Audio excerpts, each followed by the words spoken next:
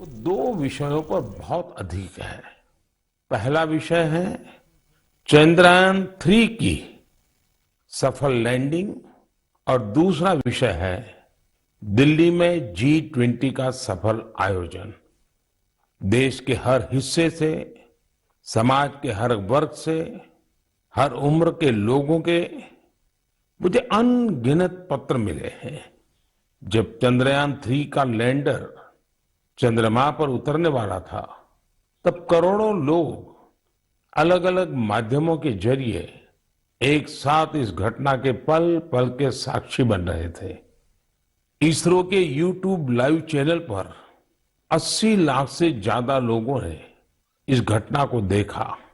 अपने आप में एक रिकॉर्ड है। इससे पता चलता है कि चंद्रयान 3 से करोड़ों भारतीयों का कितना गहरा लगाव है। चंद्रयान की इस सफलता पर देश में इन दिनों एक बहुत ही शानदार क्विज कंपटीशन भी चल रहा है, प्रश्न स्पर्धा, और उसे नाम दिया गया है चंद्रयान 3 महाक्विज। माई गॉव पोर्टल पर हो रहे इस कंपटीशन में अब तक 15 लाख से ज्यादा लोग हिस्सा ले चुके हैं। माई गॉव की शुरुआत के बाद यह किसी भी क्विज में सबसे बड़ा पार्टिसिपेशन है।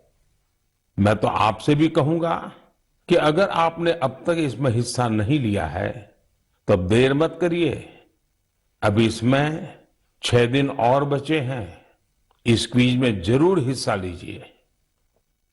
मेरे परिवारजनों, चंद्रयान 3 की सफलता के बाद G20 के शानदार आयोजन ने हर भारतीय की खुशी को दोगुना कर दिया। भारत मंडपम तो अपने आप में एक सेलिब्रिटी की तरह हो गया है। लोग उसके साथ सेल्फी खिंचा रहे हैं और गर्व से पोस्ट भी कर रहे हैं। भारत ने इस समिट में अफ्रीकन यूनियन को G20 में फुल मेंबर बनाकर अपने नेतृत्व का लोहा मनवाया है। आपको ध्यान होगा, जब भारत बहुत समृद्ध था, उस जमाने में हमारे देश में और दुनिया में सिल्क रूट की बहुत चर्चा होती थी। ये सिल्क रूट व्यापार कारोबार का बहुत बड़ा माध्यम था। अब आधुनिक जमाने में भारत ने एक और इकोनॉमिक कॉरिडोर G20 में सुझाया है। ये है India middle east Europe economic corridor. ये कॉरिडोर आने वाले सैकड़ों वर्षों तक विश्व व्यापार का आधार बनने जा रहा है। और इतिहास इस बात को हमेशा याद रखेगा कि इस कॉरिडोर का सूत्रपात भारत की धरती पर हुआ था। साथियों, G20 के दौरान जिस तरह भारत की युवा शक्ति इस आयोजन से जुड़ी, उसकी आज विशेष चर्चा आवश्यक है। साल भर तक देश के अनेकों यूनिवर्सिटीज में G20 से जुड़े कार्यक्रम हुए। अब इसी श्रृंखला में दिल्ली में एक और एक्साइटिंग प्रोग्राम होने जा रहा है, G20 यूनिवर्सिटी कनेक्ट प्रोग्राम। इस प्रोग्राम के माध्यम से देश भर के लाखों यूनिवर्सिटी स्टूडेंट्स एक दूसरे से जुड़ेंगे। इसमें IITs, IIMs, NITs और मेडिकल कॉलेजेस जैसे कई प्रतिष्ठित संस्थान भी भाग लेंगे।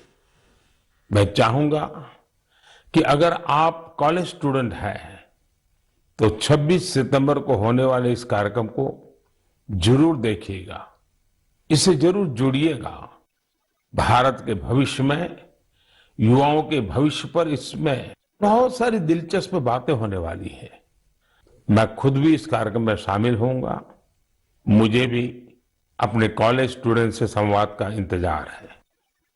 मेरे परिवारजनों, आज से 2 दिन बाद 27 सितंबर को विश्व पर्यटन दिवस है। पर्यटन को कुछ लोग सिर्फ सैर सपाटे के तौर पर देखते हैं, लेकिन पर्यटन का एक बहुत बड़ा पहलू रोजगार से जुड़ा है।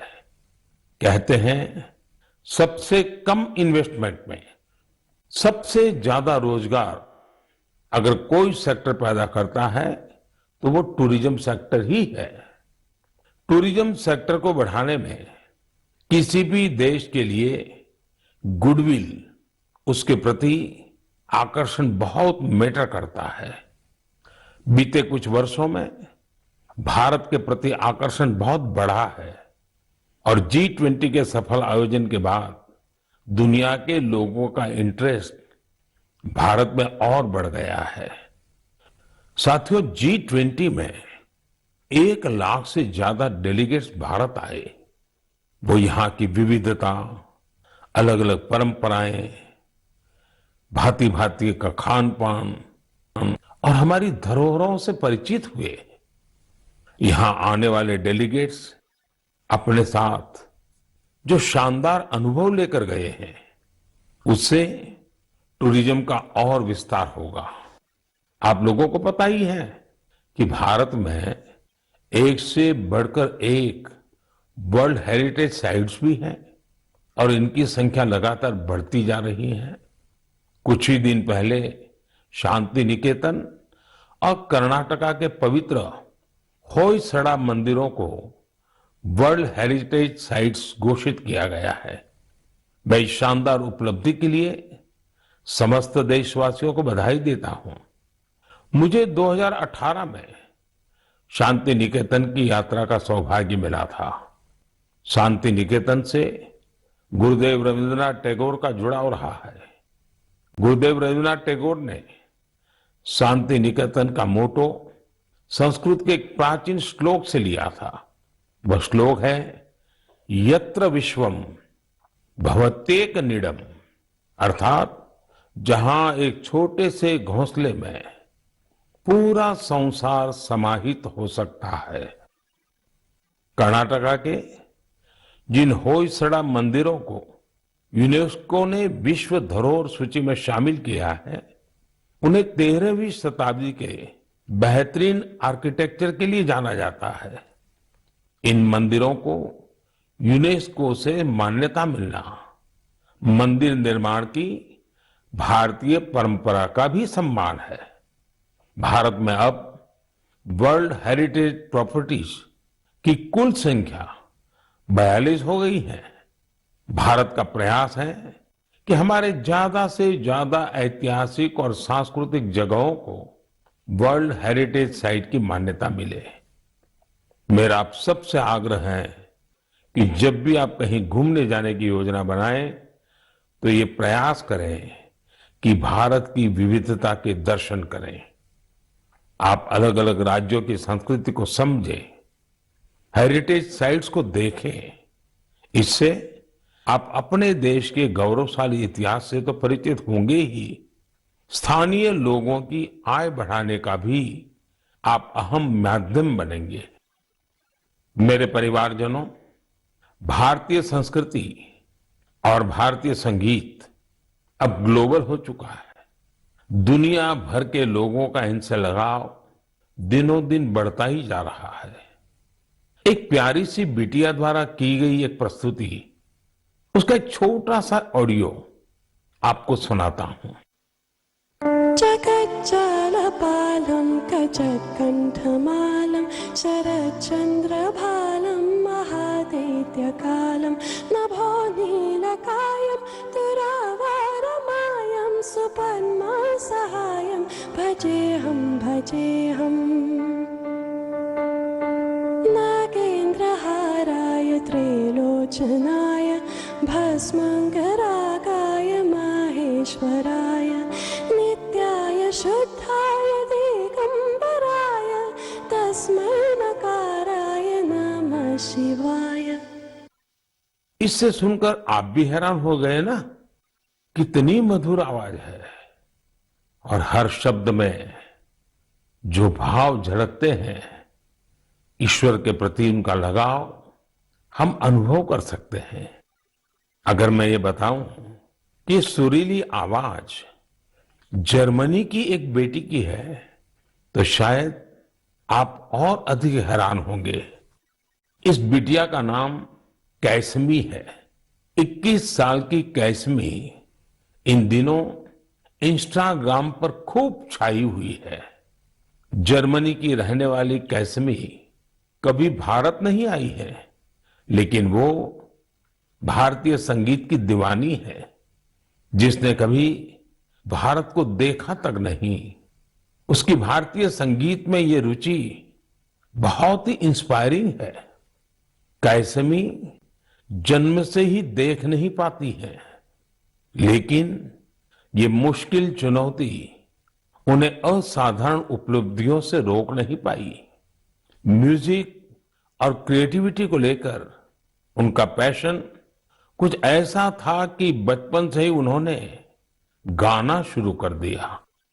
अफ्रीकन ड्रमिंग की शुरुआत तो उन्होंने महज 3 साल की उम्र में ही कर दी थी।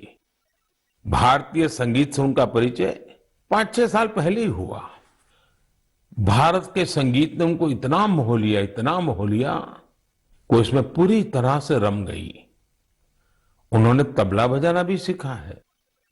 सबसे इंस्पायरिंग बात तो यह है कि वे कई सारी भारतीय भाषाओं में गाने में महारत हासिल कर चुकी है। संस्कृत, हिंदी, मलयालम, तमिल, कन्नड़ या फिर असमी, बंगाली, मराठी, उर्दू, उन्होंने इन सब में अपने सुर साधे हैं। आप कल्पना कर सकते हैं, किसी को दूसरी अनजान भाषा की 2-3 लाइनें बोलनी पड़ जाए तो कितनी मुश्किल आती है। लेकिन कैसमी के लिए जैसे बाएं हाथ का खेल है। आप सभी के लिए मैं यहां कन्नड़ा में गाए उनके एक गीत को शेयर कर रहा हूं। ನಮ್ಮ ವಚನ ಬಹುವಚನ ನುಡಿರು ಕನ್ನಡ ನಡೆಯಿರೋ ಕನ್ನಡ ನಮ್ಮ ವಚನ ಬಹುವಚನ ನುಡಿರು ಕನ್ನಡ ನಡೆಯಿರೋ ಕನ್ನಡ ಕನ್ನಡ ನಮ್ಮ ಕನ್ನಡ भारतीय संस्कृति और संगीत को लेकर जर्मनी की कैसमी के इस जुनून की मैं हृदय से सराहना करता हूं। उनका यह प्रयास हर भारतीय को अभिभूत करने वाला है। मेरे परिवारजनों, हमारे देश में शिक्षा को हमेशा एक सेवा के रूप में देखा जाता है। मुझे उत्तराखंड के कुछ ऐसे युवाओं के बारे में पता चला है जो इसी भावना के साथ बच्चों की शिक्षा के लिए काम कर रहे हैं। नैनीताल जिले में कुछ युवाओं ने बच्चों के लिए अनोखी घोड़ा लाइब्रेरी की शुरुआत की है।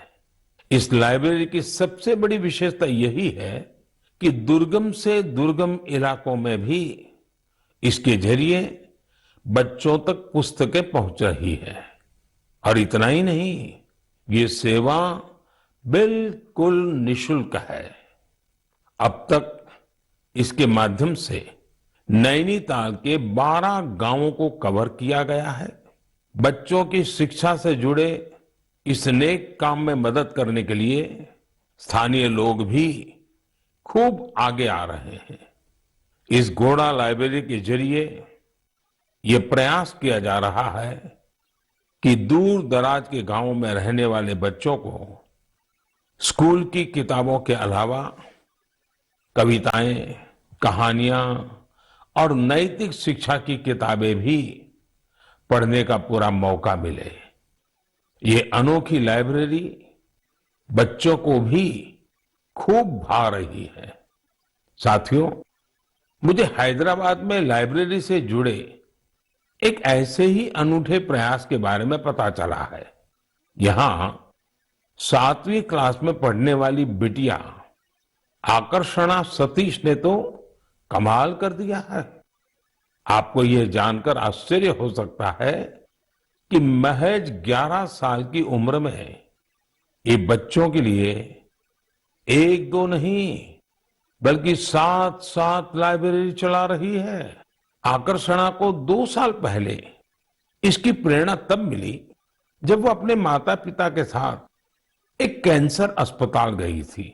उसके पिता जरूरतमंदों की मदद के सिलसिले में वहां गए थे। बच्चों ने वहां उनसे कलरिंग बुक्स की मांग की और यही बात इस प्यारी सी गुड़िया को इतनी छू गई कि उसने अलग अलग तरह की किताबें जुटाने की ठान ली। उसने अपने आस पड़ोस के घरों, रिश्तेदारों और साथियों से किताबें इकट्ठा करना शुरू कर दिया। और आपको यह जानकर खुशी होगी कि पहली लाइब्रेरी उसी कैंसर अस्पताल में बच्चों के लिए खोली गई। जरूरतमंद बच्चों के लिए अलग अलग जगहों पर इस बिटिया ने अब तक जो 7 लाइब्रेरी खोली है उनमें अब करीब 6000 किताबें उपलब्ध हैं। छोटी सी आकर्षणा जिस तरह बच्चों का भविष्य संवारने का बड़ा काम कर रही है वो हर किसी को प्रेरित करने वाला है। साथियों, ये बात सही है कि आज का दौर डिजिटल टेक्नोलॉजी और ई बुक्स का है, लेकिन फिर भी किताबें हमारे जीवन में हमेशा एक अच्छे दोस्त की भूमिका निभाती हैं। इसलिए हमें बच्चों को किताबें पढ़ने के लिए प्रेरित करना चाहिए। मेरे परिवारजनों, हमारे शास्त्रों में कहा गया है, जीवेषु करुणा चापी मैत्री तैषु विधीयताम, अर्थात जीवों पर करुणा कीजिए और उन्हें अपना मित्र बनाइए। हमारे तो ज्यादातर देवी देवताओं की सवारी ही पशु पक्षी हैं।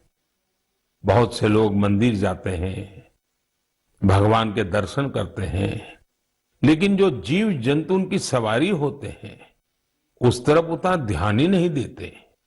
ये जीव जंतु हमारी आस्था के केंद्र में तो रहने ही चाहिए, हमें इनका हर संभव संरक्षण भी करना चाहिए। बीते कुछ वर्षों में देश में शेर, बाघ, तेंदुआ और हाथियों की संख्या में उत्साहवर्धक बढ़ोतरी देखी गई है। कई और प्रयास भी निरंतर जारी हैं ताकि इस धरती पर रह रहे दूसरे जीव जंतुओं को बचाया जा सके। ऐसा ही एक अनोखा प्रयास राजस्थान के पुष्कर में भी किया जा रहा है। यहां सुखदेव भट्ट जी और उनकी टीम मिलकर वन्य जीवों को बचाने में जुटे हैं। और जानते हैं उनकी टीम का नाम क्या है? उनकी टीम का नाम है कोबरा। एक खतरनाक नाम इसलिए है क्योंकि उनकी टीम इस क्षेत्र में खतरनाक सांपों का रेस्क्यू करने का काम भी करती है। इस टीम में बड़ी संख्या में लोग जुड़े हैं जो सिर्फ एक कॉल पर मौके पर पहुंचते हैं और अपने मिशन में जुट जाते हैं। सुखदेव जी की इस टीम ने अब तक 30,000 से ज्यादा जहरीले सांपों का जीवन बचाया है। इस प्रयास से जहां लोगों का खतरा दूर हुआ है, वहीं प्रकृति का संरक्षण भी हो रहा है। ये टीम अन्य बीमार जानवरों की सेवा के काम से भी जुड़ी हुई है। साथियों, तमिलनाडु के चेन्नई में auto driver M Rajendra Prasad ji भी एक अनोखा काम कर रहे हैं। वो पिछले 25-30 साल से कबूतरों की सेवा के काम में जुटे हैं। खुद उनके घर में 200 से ज्यादा कबूतर है। वहीं पक्षियों के भोजन, पानी, स्वास्थ्य जैसी हर जरूरत का पूरा ध्यान रखते हैं। इस पर उनका काफी पैसा भी खर्च होता है, लेकिन वो अपने काम में डटे हुए हैं। साथियों, लोगों को नेक नियत से ऐसा काम करते देखकर वाकई बहुत सुकून मिलता है, काफी खुशी होती है। अगर आपको भी ऐसे ही कुछ अनूठे प्रयासों के बारे में जानकारी मिले तो उन्हें जरूर शेयर कीजिए। मेरे प्यारे परिवारजनों, आजादी का ये अमृतकाल देश के लिए हर नागरिक का कर्तव्य काल भी है। अपने कर्तव्य निभाते हुए ही हम अपने लक्ष्यों को पा सकते हैं, अपनी मंजिल तक पहुंच सकते हैं। कर्तव्य की भावना हम सभी को एक सूत्र में पिरोती है। यूपी के संभल में देश ने कर्तव्य भावना की एक ऐसी मिसाल देखी है जिसे मैं आपसे भी शेयर करना चाहता हूं। आप सोचिए, 70 से ज्यादा गांव हो, हजारों की आबादी हो और सभी लोग मिलकर एक लक्ष्य, एक ध्येय की प्राप्ति के लिए साथ आ जाए, जुट जाए। ऐसा कम ही होता है, लेकिन संभल के लोगों ने ये करके दिखाया। इन लोगों ने मिलकर जन भागीदारी और सामूहिकता की बहुत ही शानदार मिसाल कायम की है। दरअसल इस क्षेत्र में दशकों पहले सोत नाम की एक नदी हुआ करती थी। अमरोहा से शुरू होकर संभल होते हुए बदायूं तक बहने वाली ये नदी एक समय इस क्षेत्र में जीवनदायिनी के रूप में जानी जाती थी। इस नदी में अनवरत जल प्रवाहित होता था, जो यहाँ के किसानों के लिए खेती का मुख्य आधार था। समय के साथ नदी का प्रवाह कम हुआ। नदी जिन रास्तों से बहती थी वहां अतिक्रमण हो गया और ये नदी विलुप्त हो गई। नदी को मां मानने वाले हमारे देश में संभल के लोगों ने इस सोत नदी को भी पुनर्जीवित करने का संकल्प ले लिया। पिछले साल दिसंबर में सोत नदी के कायाकल्प का काम 70 से ज्यादा ग्राम पंचायतों ने मिलकर शुरू किया।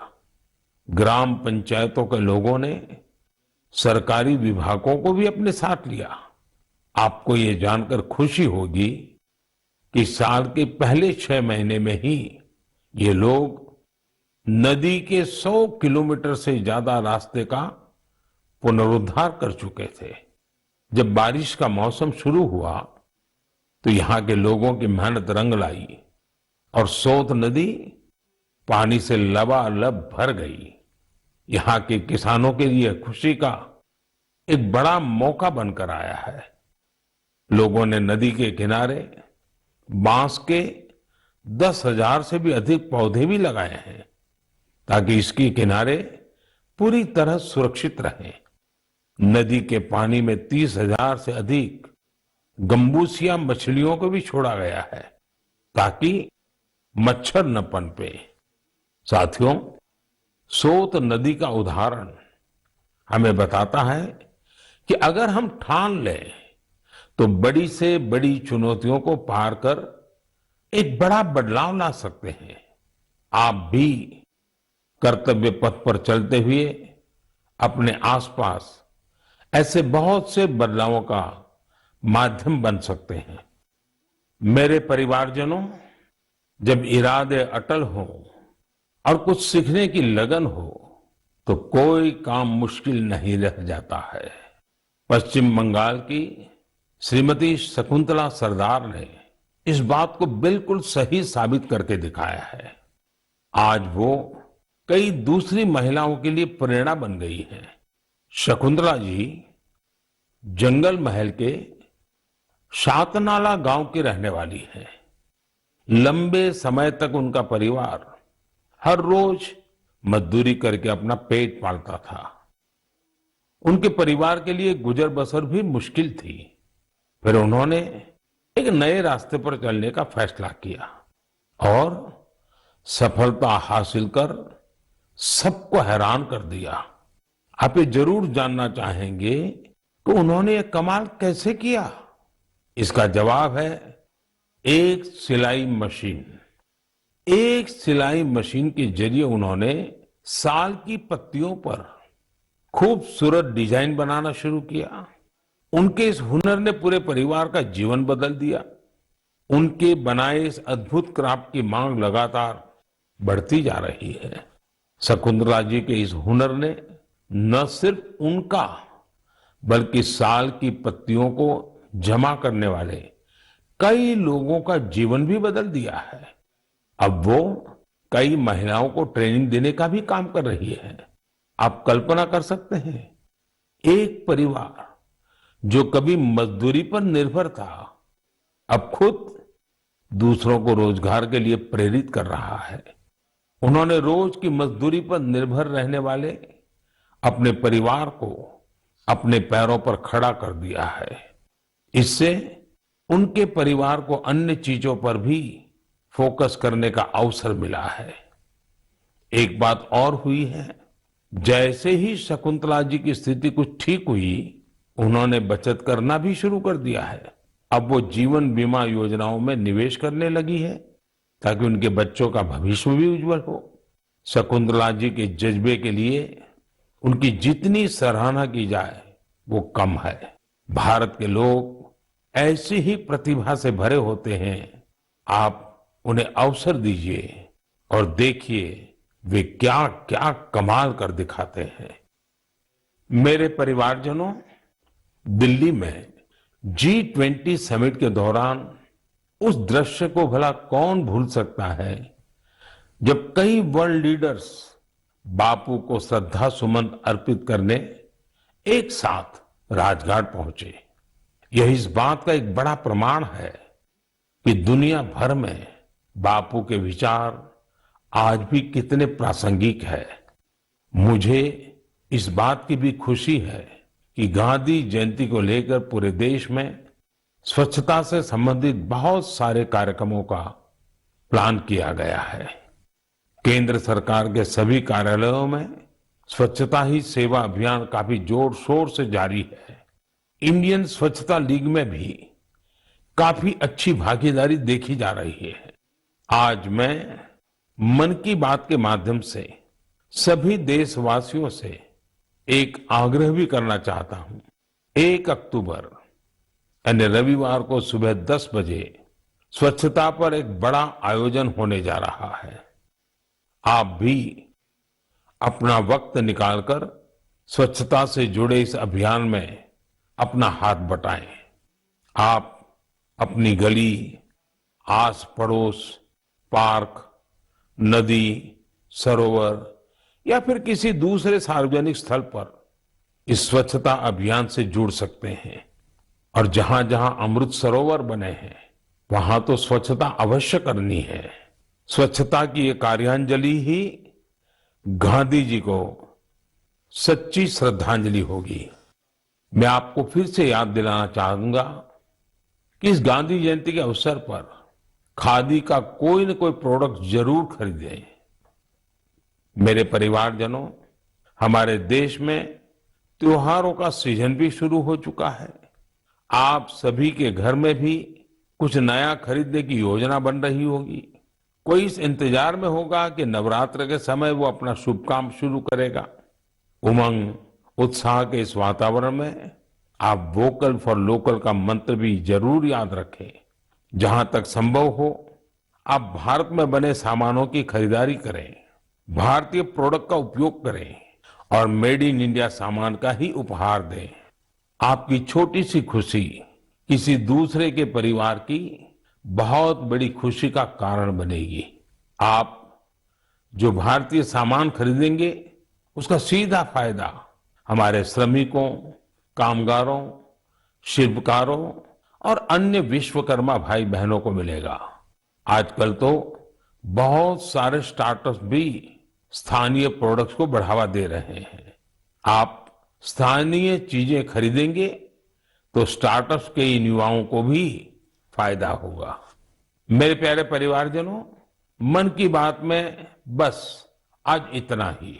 अगली बार जब आपसे मन की बात में मिलूंगा तो नवरात्रि और दशहरा बीत चुके होंगे। त्योहारों के इस मौसम में आप भी पूरे उत्साह से हर पर्व मनाए, आपके परिवार में खुशियां रहे, मेरी यही कामना है। इन पर्वों की आपको बहुत सारी शुभकामनाएं। आपसे फिर मुलाकात होगी और भी नए विषयों के साथ, देशवासियों की नई सफलताओं के साथ। आप अपने संदेश मुझे जरूर भेजते रहिए।